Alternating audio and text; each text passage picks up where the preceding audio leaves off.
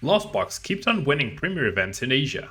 This past weekend it won in both Thailand and Taiwan and is taking the metagame by storm, having already won the Champions League Aichi tournament in Japan as well. In this video we will go over the results of the two latest tournaments, so we can further analyze the changes taking place on April 14th when rotation finally happens for us. If you like this kind of content, I upload all sorts of Pokemon TCG content from deck profiles, tournament overviews, card analysis for the latest revealed cards from Japan and more. Subscribe if you want to see more of that. Both of these events were streamed, so I'll leave a link in the description in case you want to watch the matches from the tournament as well. I want to give a big shout out to Simply TCGX, eSips13 and Mr. Munchlax over on Twitter who helped compile and share the information and results from this weekend. If you want to support the channel, you can use code Tablemon to get 5% off at Potan Store for your online codes, 10% off for your sealed product at Flipside Gaming, and 20% off for your superfoods at Amaranthi. Or if you're looking to buy singles or sleeves, you can fill up your cart and close the tab, then click on the affiliate link in the description and check out. That way you can support the channel over at TCG Player, Card Market, and Dragon Shield. This video is sponsored by the Pokemon TCG deck building website PokemonCard.io. Starting off with the regional from Taiwan, this is a Metashare graphic that was produced and shared with the public.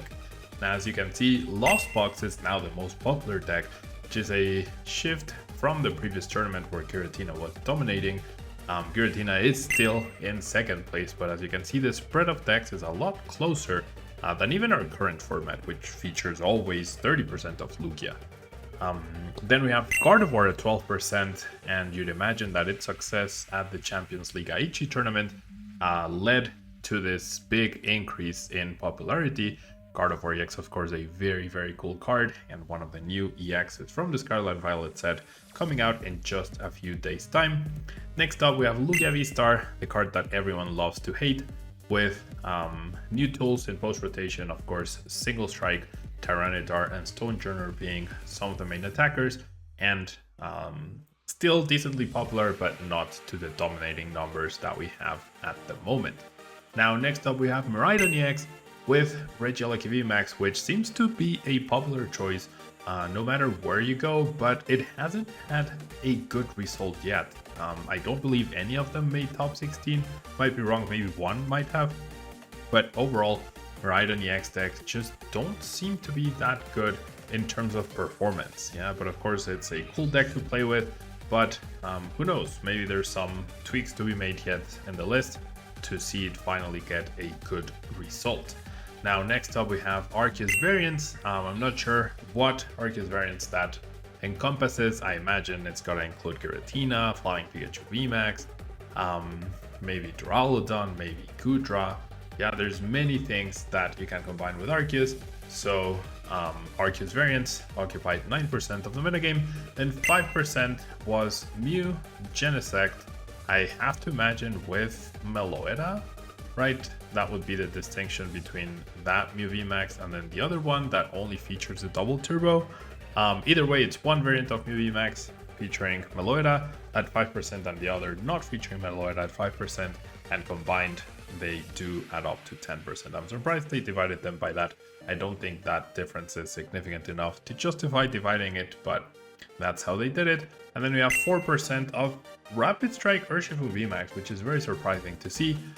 Nice card that is seeing play, but unfortunately hasn't gotten a placing yet. And with more and more two-price Pokemon being released and being so powerful, and then Gardevoir EX, of course, hitting for weakness, I can't imagine Rapid Strike Urshifu VMAX will be popular for much longer. And then 14% was other decks.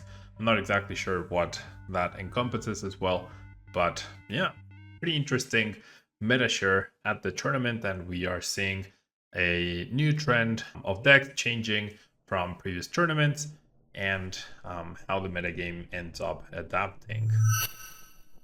Now, as far as the top 16 goes, yeah, you read the graphic from left to right. So first place and second place were both Lost Box decks.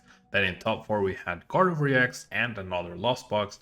Then in top 8 we had 3 Lugia V-Star decks and 1 Mew VMAX with Flying Pikachu VMAX, which has recently started showing up over on this side of the metagame. or this side of the world, sorry. And then the rest of the top 16 decks include a Giratina V-Star, Lost Boxes, Arceus, Giratina Plenty, one more Lugia V-Star, and then one Palkia Ice Rider getting a result right there. So pretty interesting to see. Nothing too surprising other than that, like the standout decks from this are definitely the Palkia Ice Rider, which I imagine with a heavy Empoleon count, maybe that could actually be something that the deck can take advantage of, seeing how Lost Box decks and even Giratina, so the Lost Engine is dominating the metagame so much. Empoleon V might be a tool to look out for in the future, and of course water decks can take advantage of that. And then Arceus Giratina, which is a slower but I guess more reliable in a way, or more straightforward rather, version of Giratina V-Star.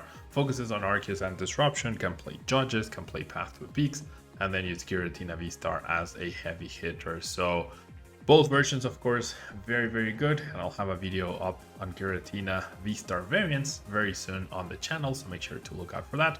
But yeah, pretty interesting results from the Taiwan Regional League.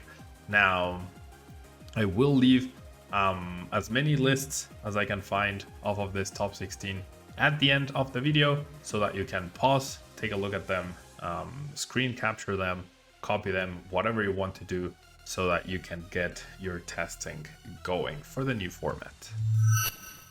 Now, next up, there wasn't a Metashare graphic shared by the Thailand tournament, so I whipped this one up myself. They did share numbers, but disclaimer, these percentages are based on the top 256 decks. Yeah, so this tournament had 495 Masters participants as far as I'm aware, and out of those 495 Masters, the top 256 decks were reported, and these percentages are based on that top 256. Yeah, that means there's 240-ish leftover decks that are not quantified here, but you have to imagine that the numbers will not change so significantly that it would like bring up an archetype into the fray that is not considered here. Yeah, I'd imagine Gardevoir might get a bump, perhaps Mew would get a bigger bump as well in terms of popularity, but overall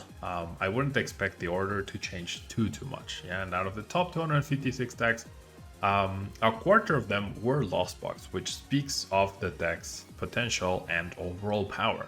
Yeah, and then the 15% of Lost Box Giratina versions and the 8% of Arceus Giratina decks also shows how strong Giratina V-Star is. Its damage output is just incredible and allows you to just deal with basically every Pokemon in the metagame right now. Then we also have Lugia V-Star remaining at the top. And then we did have a good amount of Miraidon, right? Out of those top 256 decks, Miraidon was able to finish closer to that top, but unfortunately still no top 16 placements for Miraidon EX. And then Gardevoir EX, of course, a pretty popular choice. I feel like the fact that it's a brand new card and it's a viable stage 2 means it's going to be very popular moving forward. And then we have the Mew, and then a whole other different decks, which include probably Palkia decks, Rapid Strike Urshifu, and many other decks at 17% of the Thailand regional metagame.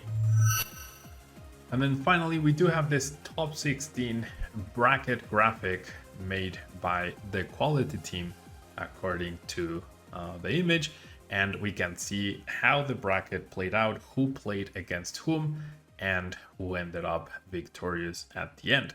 So there's a bunch of Gardevoirs, there's a lot of Arceus Giratina, there's Lugia V-Star decks, there's a Dialga V-Star deck right on the right side of the bracket, which didn't get past the Gardevoir, but did make it all the way to top 16. So if you're interested in that list, make sure you check them out at the end of the video because it is available. And then there's another Arceus with a Delphox V right there. So that Delphox V was only a one-off inclusion from what I recall from the list. You'll be able to see that once again at the end of the video. It did feature a Kirlia engine, and it was more like a bulky Arceus deck, but it did feature that Delphux V to help with the damage output. But in the end, it was Lost Box that came out on top over an Arceus Giratina V-Star deck. Now, as I mentioned before, both of these tournaments were streamed, and I'll probably be doing the casting of the finals of each tournament if you are interested in. So if you are, let me know in the comment section down below, and then I can go ahead and cast over the finals so that we get to see those matches and how exciting they must have been.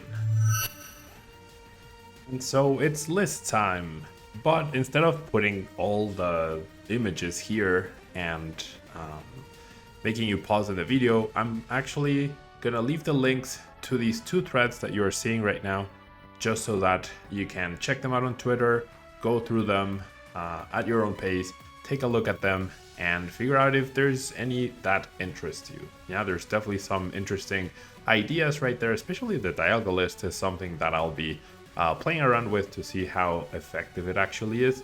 But yeah, thanks so much for watching the video. I hope you enjoyed. Let me know what you thought, and let me know if you want me to cast those finals as I mentioned. Until next time.